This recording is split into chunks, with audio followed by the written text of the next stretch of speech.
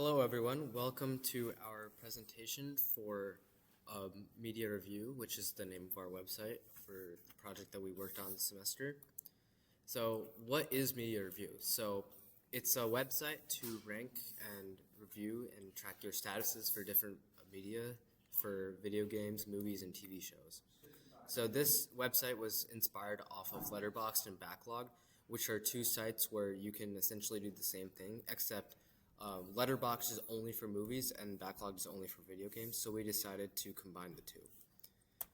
And so some of these features that you can already do on both of those sites, so you can, of course, you can search for media that interests you, and you can see that what's trending. And then you can also write your own list, so you can make a watch list of things that you want to watch, or you can make a wish list of games you want to play. You can also rank games, like I've mentioned before. You can rank your top 10 games that you've played. And then you can also interact with other users. So you can search them up by their username, and then you can add them as a friend and see what they've been up to. So you can also connect external platforms. So this is an additional feature that we've added that Letterboxd and Backlog don't have. So basically we connected external APIs for Steam, PlayStation, and Xbox to get the data from your account. And then the way you do it is you can use OAuth support to log in with your account. So one additional feature that we were trying to implement that didn't quite end up happening was how long to beat. The initial plan for this was to create a status bar for the hours someone has in a certain game, and then comparing it how long they have to go compared to the average time to complete the game. But this was not able to be implemented due to the API not completely working. We also had a similar issue with Nintendo where they don't actually provide any public APIs to link your account to.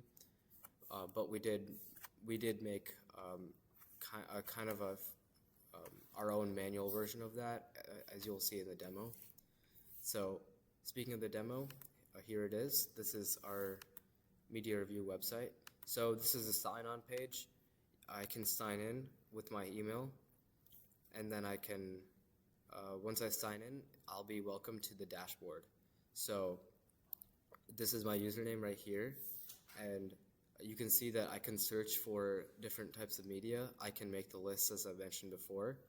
I can review games, and I can also connect with other people. So let's say I go into movies and I search for Avengers. So I can see all these Avengers movies, and I can say, like, let's say I watched it. I can say watched it.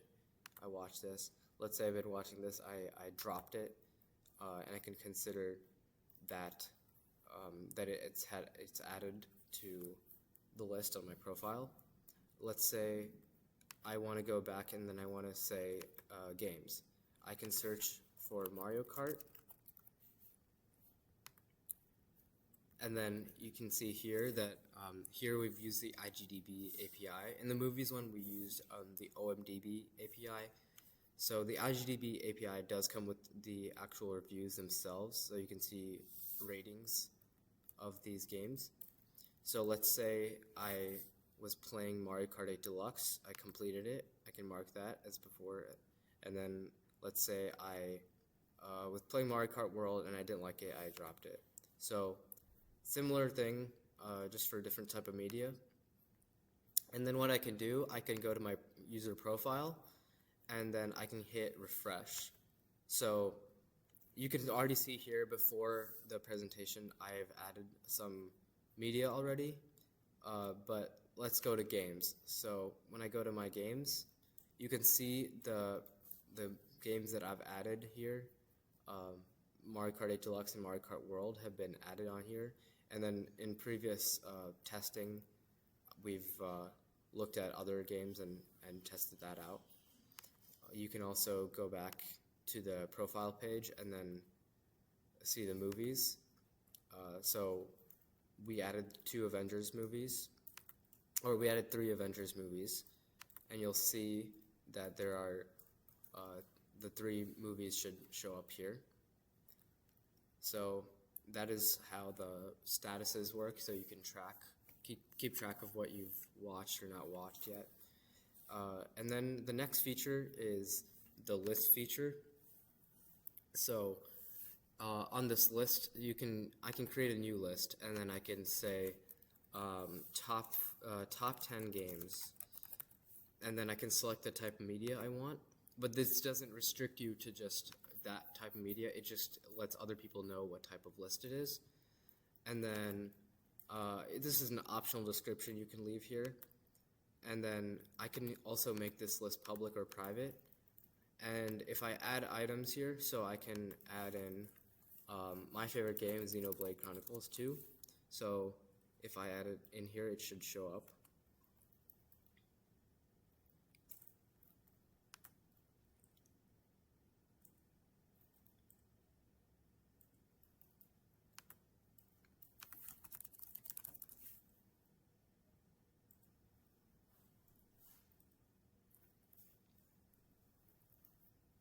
Yeah, so I can click add here, and then it's going to be added to my list. Let's say I want movies, so I can do I can say the Sonic movie that came out. It takes a little while, so we're working on improving the speed of it, but it does work. So let's say I can add this now. So again, even though I've made that top 10 games, I can still add it and add any type of media to it. So now I said top 10, but just for testing purposes, I added 2, and you can see that it worked fine, and I can save it. So that's how lists work. And then the next feature is reviews. So I can review any game. Of course, this is probably the main feature of the site. So you can see here, these are past reviews I've left. So here I said, so epic, best game ever for Xenoblade Chronicles. You can see you can see that Ben left reviews of other media here. And you can see Aryan also left some other reviews of other media here. These are just tested reviews. But as you can see here, I've actually liked the review, and I've also left a comment. You're the GOAT, Aryan. So you can see that the reviews work. And then the final feature is friends. So what you can do is you can search for friends by their username. So you can go, I've added Aryan and Ben already. Let's say I remove them as a friend. I can remove him, but then I can also search for him again to re-add him. And then I can click add friend to let you know that the friends feature does work. I can view his profile, and then I can see that he has 10 reviews made in 4 lists. So if I click on the reviews, you can see the same reviews that he left in the reviews page. And so yeah, that is an overall demo of how this works. Hope you enjoy it. Post-edit, I realized that I didn't show some features, and also my facecam was covering this dashboard button, which takes you back to the dashboard page, and also the profile picture, which takes you to the user profile page. So here I can change my profile picture. I inserted a URL that takes me and shows this here.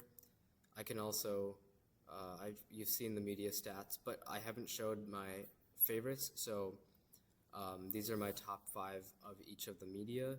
So these are actually the top 5. And I can also change the rating. So you can see I've changed it to 3 stars. I can change it to 3.5 stars. And then I go back and change it to 5 there. You can also see the most recent games I've played. So, and you can see that these are the actual hours of what I've actually played on the game. So these are also the connections. So last synced December 17th. So if I want to sync again, I can just sync, and then it updates it the time that I synced it at. We also have an Xbox connection. I personally don't have an Xbox, but if you sign in with your Xbox ID, it should work. Same thing for PlayStation. So these hours are consistent with what's up here. And then for Nintendo Switch, you can see here that since there's no official API for this, we just decided to make a manual edition. So let's say I search for Xenoblade again. I can search for it, and then the Xenoblade games come up. I can add in Xenoblade Chronicles 3 here. It refreshes that page, and then I can also edit it. You can see I have around 350 hours of playtime on this game, and a little calendar pops up when I want to manually log it, so I can just click, let's say I played it on November 14th, and I can click save, and then it updates it with that information. So although we don't have an API that automatically syncs the games, you yourself can manually still add them.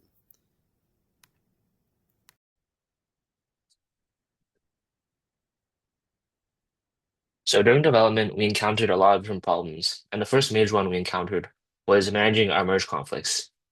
While we're working, we encountered a lot of challenges with these merge conflicts because we had multiple teams working on different features simultaneously, and this led to a lot of different pull requests being created all at once. And this resulted in a lot of overlapping changes in the same files, causing these merge conflicts to be both complicated and really difficult and time-consuming to resolve. So instead of trying to merge everything directly, we changed our approach and we implemented more of a code review style and consolidation process to deal with these. So we designated a team member to review each pull request and extract a working code so that they can then manually integrate it into their branch individually. And so this temporarily solved the issue because it allowed us to have a clean integration without merge conflicts, and we could still understand all the changes before they enter the code base. But after this consolidation phase, we streamlined our PR process because we wanted to prevent future conflicts.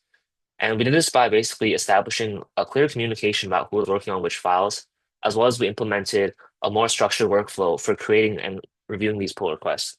And so this solution not only allowed us to solve this immediate problem we had, but also improved our overall development process. Another major issue we had was with the complexity of our front end. And so as we integrated more features like interactive star ratings, list management, and platform creations like integrating with Steam and Xbox, we found it really difficult to manually test all these features after each change. And this led to a lot of bugs being discovered like, quite late in our development when we maybe already completely moved on to a different feature. And it was really time consuming. So to solve this, what we did was we implemented testing using Playwright, and we created test suites to cover all our most critical user flows. So this includes like sign up, sign in, adding a movie to your favorites list, connecting gaming platforms, or searching for new media. This solution saved us a lot of time compared to like manually testing every feature. And it also ensured that all our critical user flows were always working. And so we had a lot of confidence when we we're adding a new feature or trying to refactor something.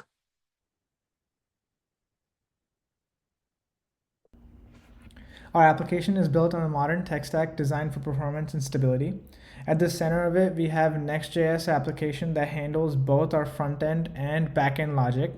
It connects to a Postgres SQL database to store user content like reviews and lists. Crucially, we integrate with multiple external services like IGDB for games, OMDB for movies and TV shows, and platforms like Steam, Xbox, PlayStation to populate our app with user data. For the front end and UI, we used React and Tailwind CSS. The goal was to create a responsive, clean design similar to Letterbox. The front end handles all user interactions from searching for media to customizing profiles. It communicates with our backend via internal APIs, ensuring a snappy experience without page reloads. Our backend is powered by Next.js API routes. This allows us to keep our server logic right next to our front end code. For data storage, we use PostgreSQL managed by Prisma ORM. Prisma gives us type safety, meaning we catch database errors like while writing code, not when the app crashes. This is where we store everything like user passwords to their favorites and lists. External database support. We didn't want empty databases, so we integrated external APIs. We use OMDB for movie details and IGDB for games. One challenge here was IGDB, which requires a Twitch OAuth token that refreshes periodically. We built a service that handles this authentication automatically, so the user always gets the latest game covers and ratings without delay. A unique feature of this app is the ability to sync with Steam, PlayStation, and Xbox. We built a specific platform sync service which allows users to import their actual game data. For example, Steam, we use the Steam Web API to pull in user libraries so they don't have to manually add every game they have ever played. So for the front-end technical architecture, for our framework, we used a Next.js application using TypeScript. We use TypeScript to have type safety and also to reduce runtime errors. And we also utilized React components and hooks for routing and navigation, and Tailwind CSS to style the UI. So the role of the front end is basically to serve as an interface for the user to interact with our application and navigate the application's pages. And we also have interactive UI components that allow the user to navigate and also view and interact with data from our backend databases. So it interacts with backend APIs to retrieve and display media from our databases, as well as post new data. So some key pages and components that our front end has is one is the sign up page and the sign in page, which basically just interacts with the authentication system. So the user logs in and it stores their session. And the dashboard page basically serves as the central hub for user navigation. It has buttons to access most of the other pages from there. And the profile page is another central page that basically retrieves and displays the user data from the database, and it allows them to interact with their profile and also connect their external accounts through other APIs. And also we have the media page, which is basically just a reusable page that is filled in with data from our database for different types of media, such as movies, shows, and games.